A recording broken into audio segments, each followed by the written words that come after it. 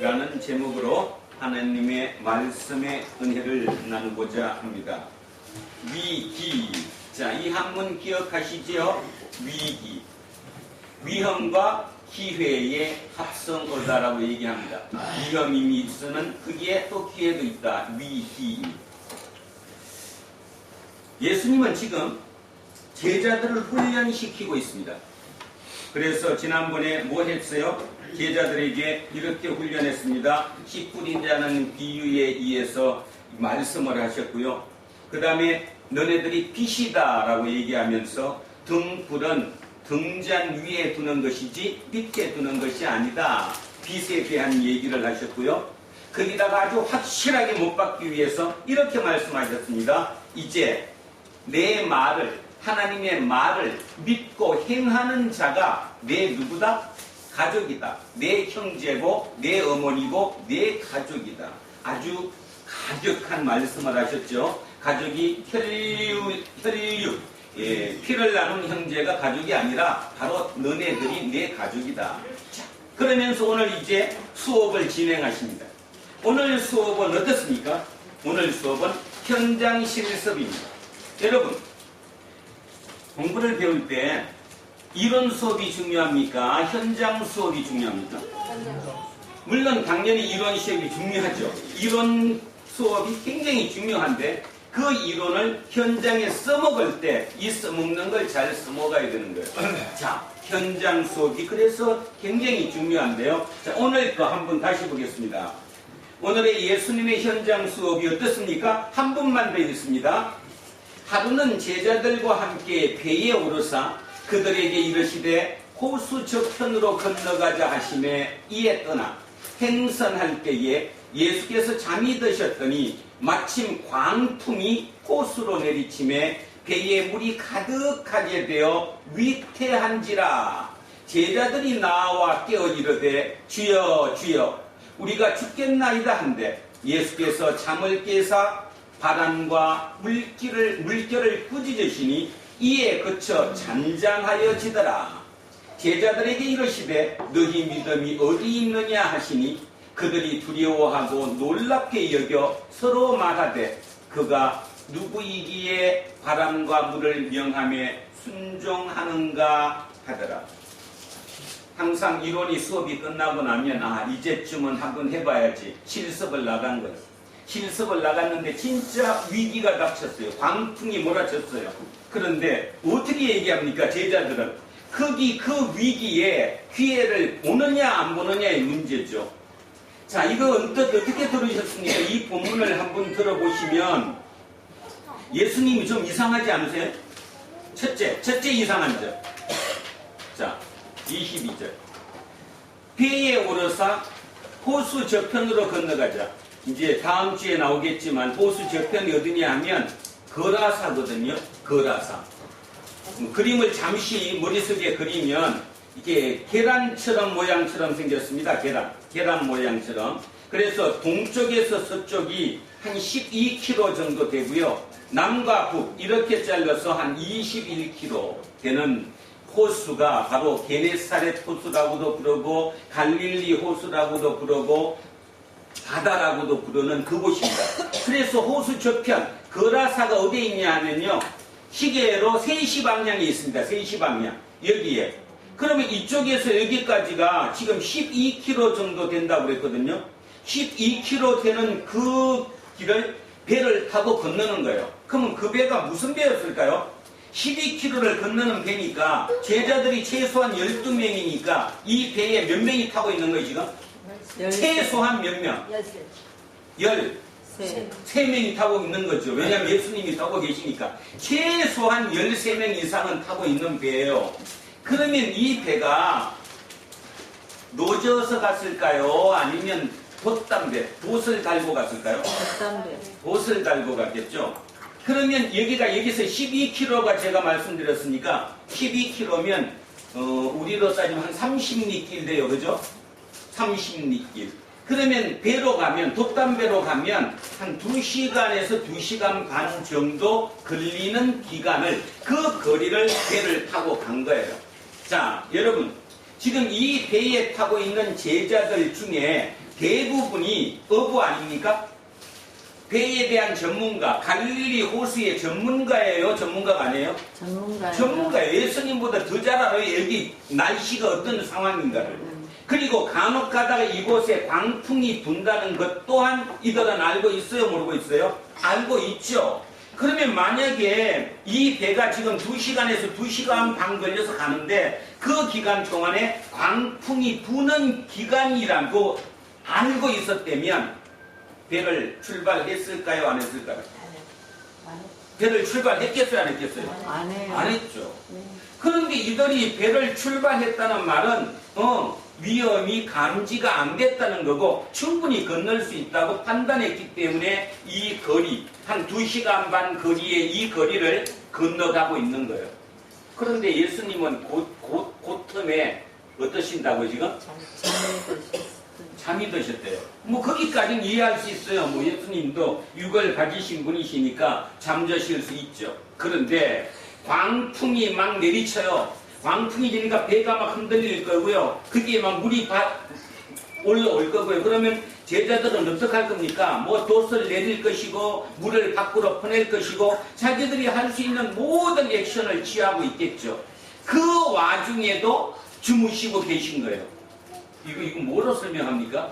그 다음 제자들이 하다 안 되니까 주님 보고 우리 죽겠습니다. 자, 죽겠습니다. 그래서 깨웠더니 예수께서 잠을 깨사 바람과 물결을 꾸짖으시니 이에 그쳐 잔잔하여지더라. 우리는 대개 이 글을 읽을 때 여기에 이제 키포인트가 맞춰져 있죠. 아, 예수님은 하나님이니까 물결과 바람도 꾸짖으시면 조용해지는구나. 그런 기적들 우리가 체험해야 되겠구나. 이 생각을 하긴 모르죠. 그렇게 생각할 겁니다. 아마 여러분들은. 자, 25절 갔더니 만약에 그랬다면 있잖아요. 예수님이 제자들에게 뭐라고 얘기해야 돼요? 지금 여기 좀 문제가 있잖아요. 지금 그런 광풍을 만나서 그런 지금 그 시간을 지났는데 제자들에게 이러시되 뭐라고 얘기하냐면 너희 믿음이 어디 있느냐라고. 원래 어떻게 돼요? 정상적이면 여러분이 만약에 여러분의 예수님이라면 여러분이 기대하는 예수님에 대한 행동 예수님이 어떻게 해주셔야 돼요? 지금 막 이렇게 위험의 위기를 거쳐서 이제 잔잔해졌으니까 미안하다 얘들아, 내가 너무 피곤해서 잠을 자는 바람에 너네들 참 고생 많았네. 아, 이제는 괜찮으니까 그냥 이제 다시 잘 가자. 뭐 이런 어떤 위로의 말씀을 해야 지극히 인간답지 않습니까? 근데 여기서는 지금 탓하고 있는 거예요. 제자들에게 이르시되 너희 믿음이 어디 있느냐? 믿음이 어디 있을까요? 이거를 보면서 우리는 이 본문이 우리에게 주는 메시지가 무엇인지를 알 수 있죠. 훈련입니다. 훈련. 실전 훈련을 시킨 거예요. 그 실전 훈련에 지금 제자들이 통과했어요? 못했어요? 못했어요. 통과를 못하고 있는 거죠. 실전에 통과를 못하고 있는 거예요. 그래서 너네들 믿음이 어디에 있느냐? 도대체 믿음이 어디에 있느냐? 자, 믿음이 어디에 있을까요? 하나를 해보겠습니다. 믿음이 어디에 있느냐? 이와 똑같은 상황에 닥친 분이 우리 사도행전할 때 했는데 이 광풍과 똑같이 죽음에 유라굴라 광풍 속에 있었던 사람이 한 명 있었죠? 바울. 바울이 어떻게 했는지 혹시 기억하십니까? 배를 저쪽으로 여기보다 더 힘들었는데, 더 위기였는데, 뭐 죽을 정도가 아니라 당연히 죽는다고 생각했는데, 그때 그의 고백이 어떠했는지 혹시 기억하십니까? 사도행전 27장 가보겠습니다. 사도행전 27장입니다. 손 집어 넣으시고 27장이니까요. 235쪽 아니면 6쪽쯤에 있겠습니다. 235쪽 아니면 236쪽. 그 와중에 흑암에 며칠 동안 있었던 완전히 죽음 앞에 노출되어 있던 바울이 어떻게 고백하는지 한번 보겠습니다. 24절, 25절, 24절, 25절입니다. 자, 사도행전 27장 24절, 25절을 제가 한번 읽겠습니다. 바울아, 두려워하지 말라. 내가 가이사 앞에 서야 하겠고 또 하나님께서 너와 함께 항해하는 자를 다 내게 주셨다 하였으니 그러므로 여러분이여 안심하라. 나는 내게 말씀하신 그대로 되리라고. 누구를 믿노라? 하나님을 믿노라. 쉽게 말해서 죽는데 안 죽는데요? 안 죽어요. 그럼 믿음이 어디 있는 거예요? 사도 바울의 믿음은 어디 있어요? 미래에 있어요. 미래. 그러니까 누구에게 있어요 지금? 하나님께 있는 거지. 하나님. 그러면 나는 지금 하나님이 나에게 주신 무엇을 갖고 있는 거예요? 소명. 소망을. 그 소명을 완성하지 못했기 때문에 절대로 죽는다 안 죽는다? 안 죽는다. 그러니까 내가 안 죽으면 당신들도 죽지? 않는다. 않는다. 걱정하지 마라. 이게 믿음이죠. 지금 이 얘기, 믿음이 어디 있느냐? 그 얘기를 하는 거예요. 믿음이 어디에 있습니까? 광풍이 닥쳤습니다. 위기가 닥쳤습니다. 어디 있냐고, 믿음이. 이 사람들은 믿음이 어디에 있어요, 지금? 이 제자들의 믿음이 어디 있어요? 현실에 있어요. 제자들의 믿음은 철저히 자기 개인에게 있어요. 자기 개인에게. 내가 죽느냐, 죽지 않느냐의 개념에 달려있는 거예요. 사도 바울은 어디에 있었어요? 전체. 소명이 있었어요. 소명. 내 개인에 있었던 게 아니라 내 소명이 있었기 때문에 하나님이 그 일을 내게서 이루기 전까지는 나는 죽는다 안 죽는다? 안 죽는다. 그러니까 당신들도 나 믿고 걱정하지 마라. 이것이 믿음이라는 거예요. 믿음. 내 믿음이 어디 있느냐. 지금 예수님께서는 제자들을 이 훈련을 시킨 겁니다. 자, 여러분, 사도 바울이 그 고백할 때까지 사도 바울은 많은 위기를 통과했어요, 안 했어요? 했어요. 위기를 통과했어요. 자, 어떤 위기를 통과했는가 또 한번 보겠습니다. 고린도 후서 한번 가보겠습니다. 고린도 후서 11장. 자, 고린도 후서 11장을 한번 가보겠습니다. 298쪽입니다. 298쪽. 자, 고린도 후서 11장 23절부터 같이 한번 읽겠습니다. 어떤 훈련을 통과했는가? 사도 바울은 하나님으로부터 어떤 훈련을, 어떤 위기의 훈련을 통과했는가? 그 훈련을 통과했더니 어떤 고백이 일어났는가? 자, 다시 한번 훈련 통과합니다. 23절부터 읽습니다. 시작! 그들이 그리스도의 일꾼이냐 정신없는 말을 하거니와 나는 더욱 그러하도다. 내가 수고를 넘치도록 하고 옥에 갇히기도 더 많이 하고 매도 수없이 많고 여러 번 죽을 뻔하였으니 유대인들에게 40에서 하나 강한 매를 5번 맞았으며 3번 태장으로 맞고 1번 돌로 맞고 3번 파손하고 1주야를 깊은 바다에서 지냈으며 여러 번 여행하면서 강의 위험과 강도의 위험과 동족의 위험과 이방인의 위험과 시내의 위험과 광야의 위험과 바다의 위험과 거짓 형제 중의 위험을 당하고 또 수고하며 애쓰고 여러 번 자지 못하고 줄이며 목마르고 여러 번 굶고 춥고 헐벗었노라. 아멘. 하나님은 자기의 제자를 키우시기 위한 훈련 방법 뭐예요? 위기 훈련입니다. 그런데 우리는 어떻습니까?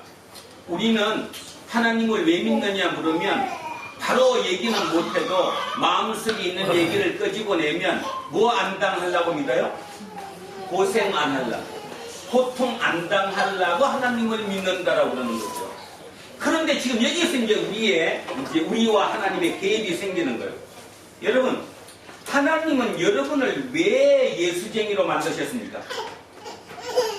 말로 알 텐데 지금까지 수십 년 훈련을 받으셨는데 임원교육을 많이 받았잖아요. 자, 하나님은 여러분을 왜 선택하셨냐? 예? 네. 그 장로님 맨날 하시는 하나님 영광을 위해서. 그죠? 고린도 전서 한번 가보겠습니다. 1장 28절입니다. 고린도 전서 1장 28절. 오늘 중요합니다. 오늘 우리 새롭게 한번 이론 정립을 하셔야 될 것 같습니다. 자, 고린도 전서 1장 28절 한번 보시면, 아예 26절부터 읽겠습니다. 고린도 전서 1장 26절부터입니다. 264쪽. 자, 천천히 생각하시면서, 자, 하나님이 우리를 왜 예수쟁이로 만드셨는가 한번 고백하겠습니다. 시작! 형제들아, 너희를 부르심을 보라. 육체를 따라 지혜로운 자가 많지 아니하며 능한 자가 많지 아니하며 문벌 좋은 자가 많지 아니하도다. 그러나 하나님께서 세상에 미련한 것들을 택하사 지혜 있는 자들을 부끄럽게 하려 하시고 세상에 약한 것들을 택하사 강한 것들을 부끄럽게 하려 하시며 하나님께서 세상에 천한 것들과 멸시받는 것들과 없는 것들을 택하사 있는 것들을 폐하려 하시나니. 아멘. 뭔 얘기예요 지금? 한마디로 요약해 보십시오. 뭔 얘기입니까? 하나님이 여러분을 왜 부르셨어요? 왜? Why? 잘난 사람을 부끄럽게 하려고.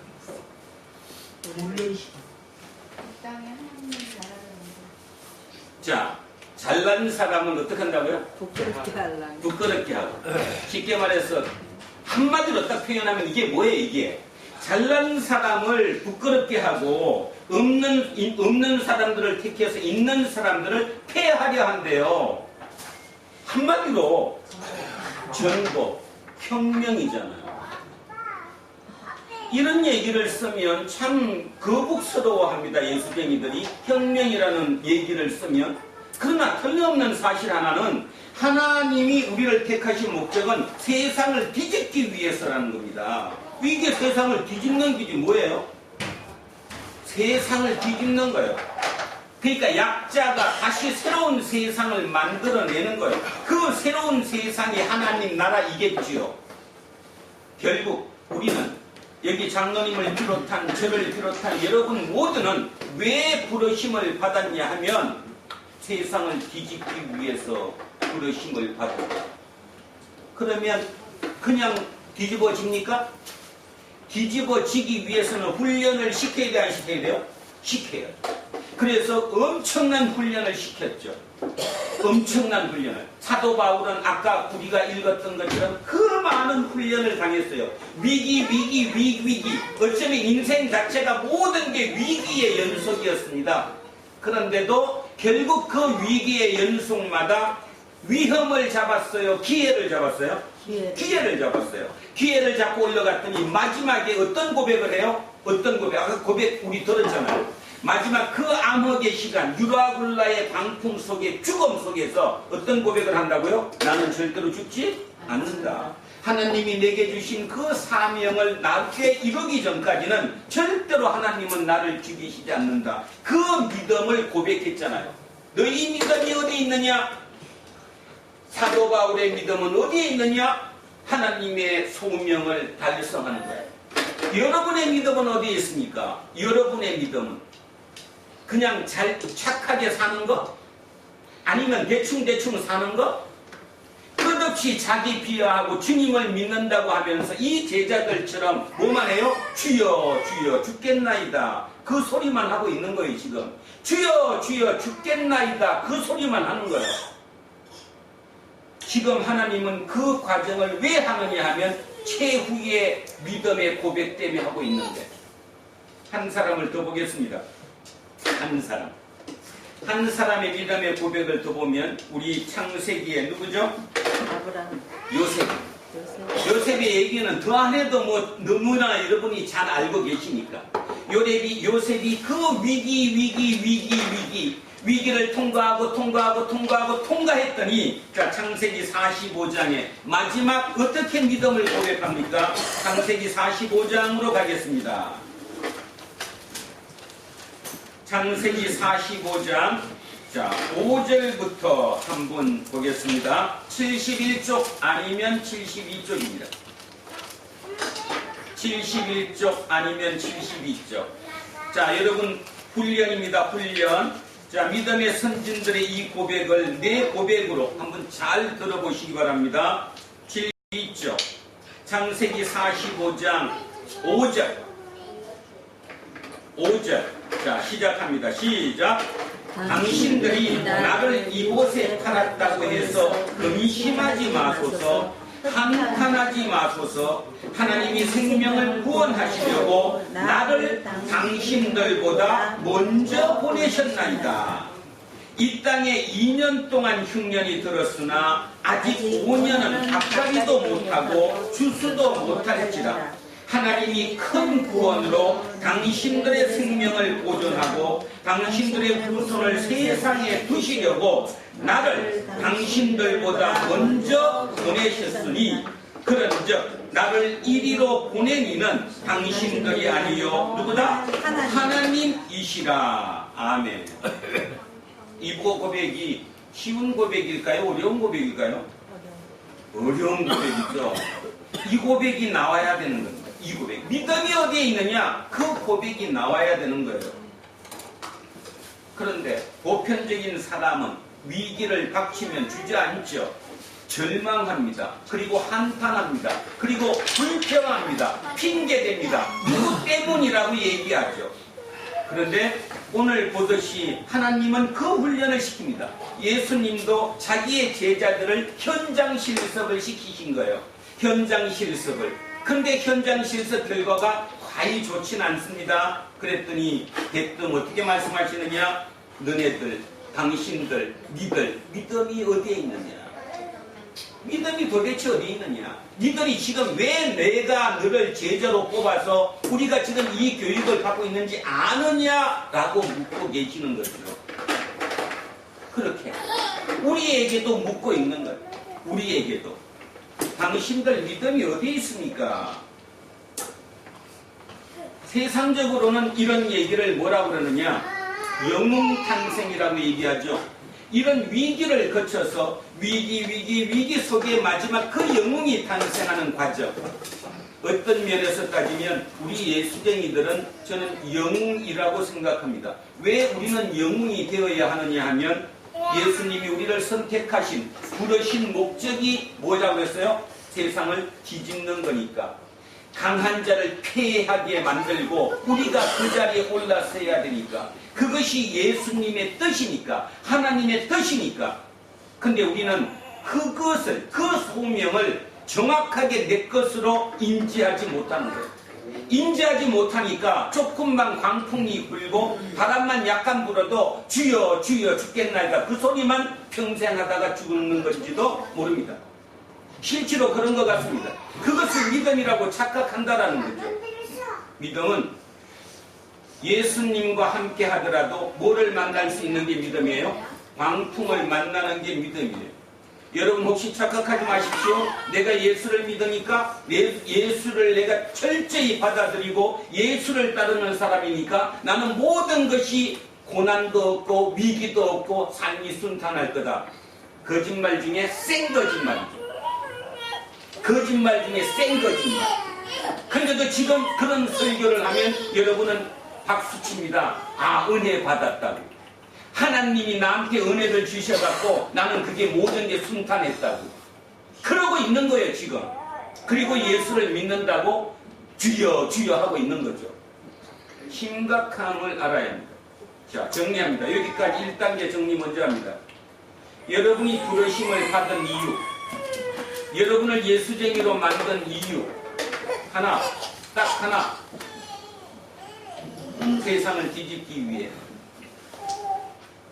약한 자를 통해서 강한 자를 피하기 위해서 우리를 부르셨다는 그 사실을 잊지 않아야 한다. 그것이 뭐냐? 그것이 소명이다. 그것이 나의 소명이고 여러분 개인 각자의 다 소명이다. 혹시 여러분들은 이렇게 생각하지 않습니까? 아, 나는 강자야. 그러면 강자예요? 그럼 여러분 폐함을 당하겠네요. 폐함을 당하겠네요. 세상은 항상 굴곡이 있는 거고 영원함은 없다는 걸 아시죠? 자, 세상에 바뀌는 순간순간마다 새로운 약자가 강자를 밀어내고 그 자리를 차지한다는 사실입니다. 그 자리를 차지하는 것, 그것을 예수님은 이론 교육 시킬 때 뭐라고 말씀하셨죠? 이론 교육 시킬 때. 오늘은 지금 현장 실습하는 것이고 이론 교육할 때 뭐라고 말씀하셨어요? 온유한 자가 뭐를 차지한다고요? 땅을 차지한다. 온유한 자가 결국 땅을 차지한다. 차지해야 된다. 그러면 차지한 다음에 우리가 뭐가 돼야 된다는 거예요? 빛이 돼야 된다는 거죠. 빛이라는 게 뭡니까? 새로운 기준이 돼야 된다는 거 아니에요. 우리가 새로운 기준이 돼야 되는 거 아니에요? 근데 여러분이 새로운 기준이 됩니까? 아니면 밖에 나간 그 기준을 기준 잡고 나도 그게 되기 위해서 열심히 삽니까? 그러니까 안 되죠. 하나님이 그 모든 것을 다 이루어주신다는 게 하나님이에요? 사단이에요? 사단이지. 근데 여러분들은 지금 머릿속으로 그 꿈을 꾸고 계신다는 거예요. 왜 나는 안 될까? 나는 왜 인생이 안 될까? 남 탓하고 핑계대고 불평하고 있다는 거죠. 다시 얘기하면 예수님의 훈련을 기억하십시오. 예수님과 함께함에도 불구하고 뭐라고 얘기했냐 하면 어떻게 했다고요? 광풍이 분다는 거예요. 광풍이 불어서 죽음의 위기에 처한다는 것입니다. 그러면서 사람들은 예수님을 이렇게 묻습니다. 믿음이 어디에 있느냐? 자, 믿음이 어디에 있느냐? 그 다음 이 과정을 통해서 우리가 알 수 있는 게 하나가 있어요. 뭐가 있죠? 그들이 두려워하고 놀랍게 여겨서 말하되 그가 누구이기에 바람과 물을 명함에 순종하는가? 이 과정을 통해서 그가 누구인지를 아는 거예요. 인간은 위기를 통해서 하나님이 누구인지를 아는 거예요. 이게 쌓이고 누적되다가 보면 하나님이 누구신지 아는 거예요. 하나님이 누구신지 알면 아까 사도 바울처럼 마지막에 유라굴라의 광풍 속에서도 그 암흑 속에서도 죽음 앞에서도 그 고백을 할 수 있는 거예요. 요셉이 그 많은 위기를 통과해서 마지막에 불평 한마디 없이 내가 당신들이 나를 보낸 게 아니라 하나님이 나를 미리 보냈다는 그 고백을 할 수 있는 거예요. 우리는 그것이 믿음이고 하나님이 우리에게 그 믿음을 갖기를 원하는 겁니다. 근데도 우리는 아직도 믿음이 애기 믿음이에요. 애기. 그건 믿음이 아니죠. 따지면 원함이죠. 소망이에요. 내 편한 것을 위해서 끝없이 간구하고 기도하고 있다는 거죠. 자, 예수님의 이 훈련을 통과했다는 사실을 자 명심해 보시기 바랍니다. 또 위인 누구죠? 다윗의 얘기를 한 번 더 해보겠습니다. 다윗은 어떻게 통과했을까? 사무엘상 20장 한번 가보겠습니다. 사무엘상 20장입니다.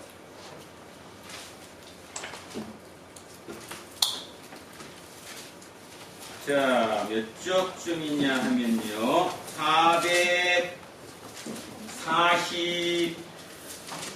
442쪽 정도 되겠네요. 442쪽. 자, 442쪽에 그 유명한 다윗의 얘기를, 다윗의 고백을 한번 들어보겠습니다. 다윗 또한 여러분 알다시피 엄청난 위기의 훈련을 통과했습니다. 엄청난 위기를 당했죠. 그 위기. 자, 어느 정도로 심했냐 하면 자기 친구 요나단에게 이렇게 고백합니다. 442쪽 사무엘상 20장 3절 하반절입니다. 3절 하반절. 자, 하반절 제가 있습니다.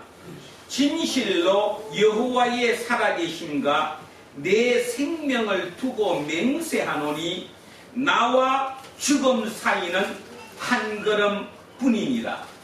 한 번 더 읽습니다. 그러나 진실로 여호와의 살아계심과 내 생명을 두고 맹세하노니 나와 죽음 사이는 한 걸음뿐입니다. 어떤 고백입니까? 어떤 고백? 나와 죽음이 무슨 걸음이라고요? 한 그릇. 뭔 소리예요 그럼? 똑같다고. 지금 내가 죽음의 위기 속에 있다는. 우리는 이런 생각하면 뭐라 그래요? 왜 나에게 이런 일이 있습니까? 하나님이 이거 물리쳐 주셔야죠. 이렇게 얘기하죠. 다윗은 그렇게 받아들이지 않았습니다. 훈련으로 받아들였습니다. 훈련으로 받아들이니까 위기 속에 영웅이 탄생하는 거죠. 하나님은 우리 모두에게 오늘도 얘기하는 거예요. 안일한 데서 빠져나와라. 내가 누군지 정확하게 알아라. 내가 니들을 통해서 이 땅을 차지해야 한다. 그런데 너네 그러고 앉았냐? 야성을 잃어버렸죠. 어느 날부턴가 잃어버렸습니다. 특히 최근에 들어와서 모든 게 기준이 공동체가 아니라 개인입니다. 개인이 편하면 되고 개인이 배부르면 되고 개인이 이득만 되면 그게 복이라고 생각합니다. TV를 틀고 드라마를 보고 뭐를 봐도 모든 게 개인으로 다 들어갑니다. 그러니 우리는 지금 심각한 위기에 처해져 있는지도 모르겠죠.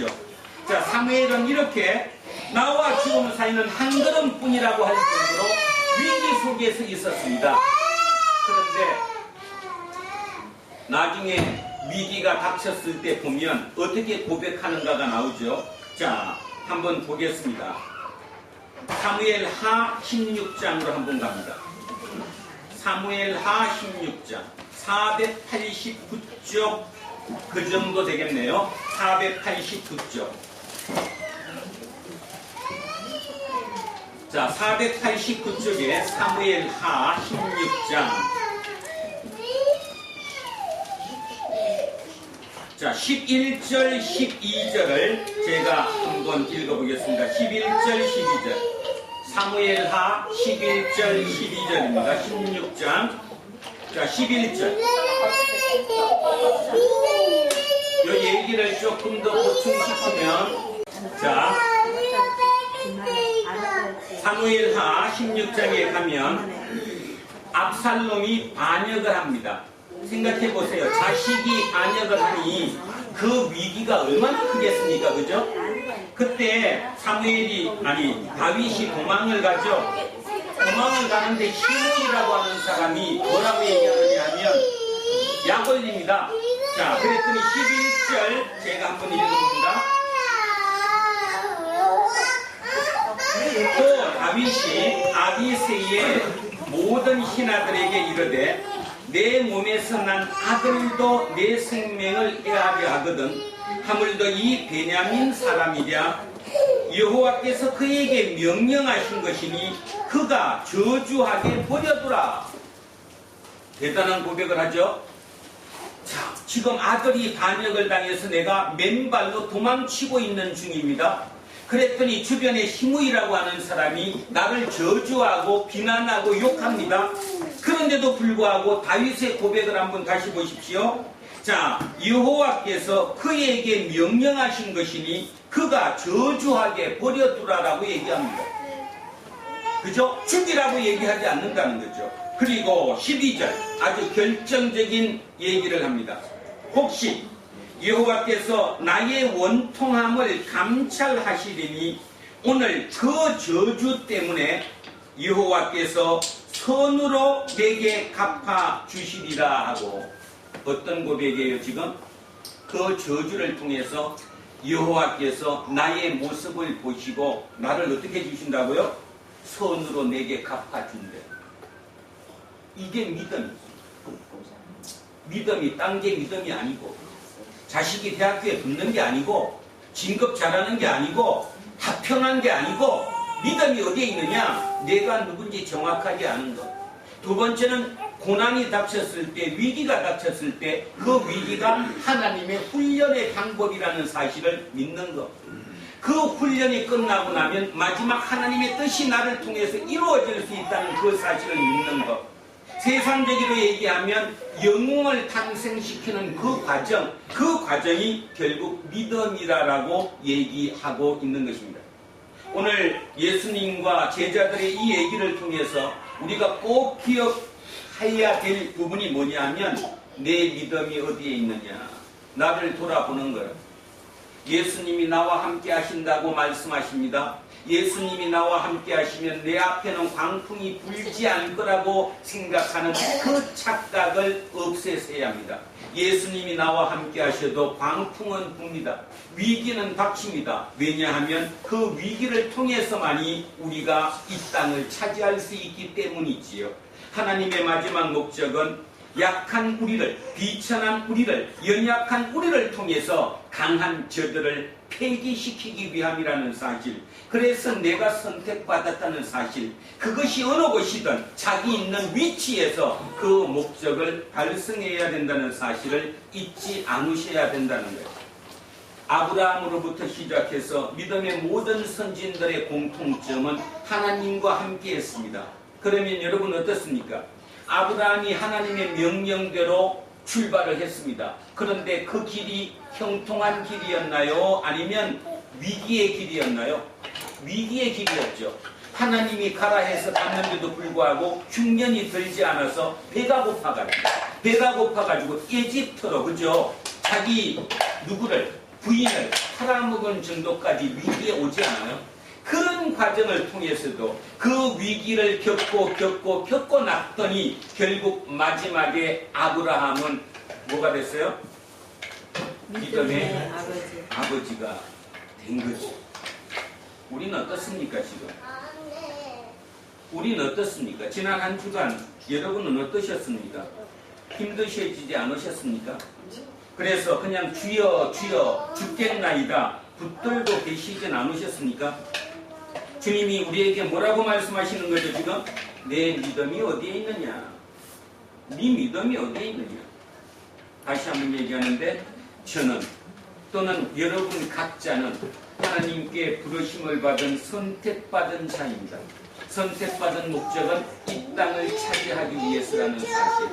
그곳이 어느 곳이든 그곳에서 여러분은 그 역할을 감당해야 된다는 것.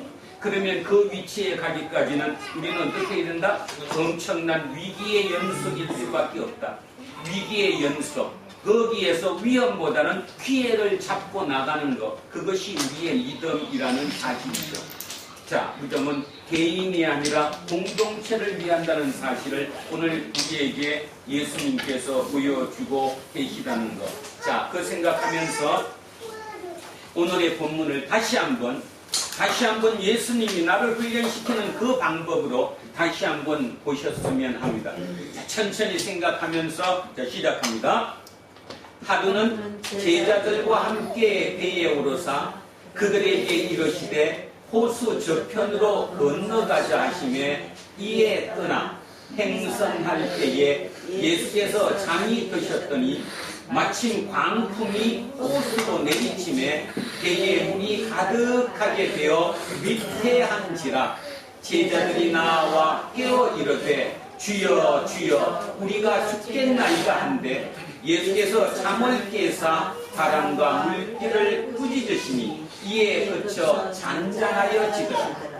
제자들에게 이르시되 너희 믿음이 어디 있느냐 하시니 그들이 두려워하고 놀랍게 여겨 서로 말하되 그가 누구이기에 바람과 물을 명함에 순종하는가 하더라. 마무리합니다.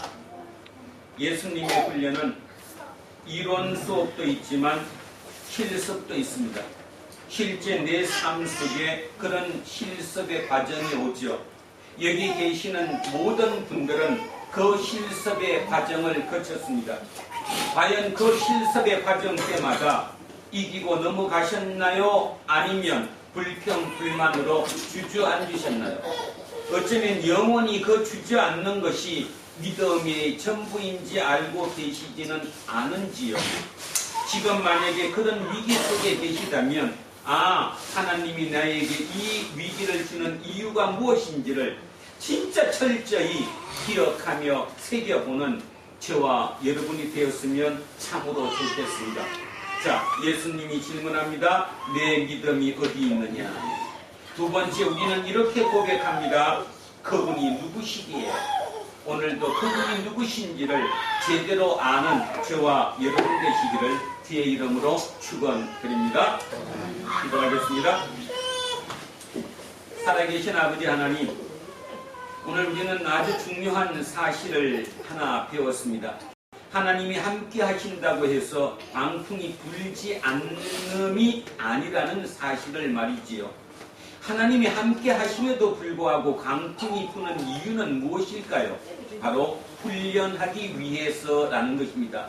그 훈련하기 위해서, 그 훈련을 통해 위기 관리 능력을 통해 세상적으로 우뚝 설 수 있게 하기 위해서, 어쩌면 세상의 모든 인생의 삶을 돌이켜 보면 그 위기 때에 어떻게 서느냐에 따라서 그 사람의 삶의 위치가 틀리다는 것을 우리는 깨달을 수 있습니다. 우리 모두 주님의 능력과 주님과 함께 하심에도 말미암아 세상의 땅을 차지할 수 있는 우리가 되게 하시고, 그 모든 과정 속에서 진정으로 하나님의 나라를 만들어가는 하나님의 일꾼들이 될 수 있도록 우리를 굳게 세워 주십시오. 오늘도 많은 깨달음 속에 내 마음속과 충돌이 일어날지라도 그 충돌을 녹여서 진정 하나님의 뜻이 무엇인가를 온전히 깨달아 알아가는 불안노 공동체 모든 식구들 되게 하옵소서. 우리는 연약한 자들입니다. 비천한 자들입니다. 약한 자들입니다. 그렇다면 결국 저 강한 자를 폐기시키고 새로운 세상을 만들어야 할 그 역군임을 잊지 않게 하옵소서. 감사드리며 거룩하신 예수 그리스도 이름으로 기도합니다. 자, 상승가 330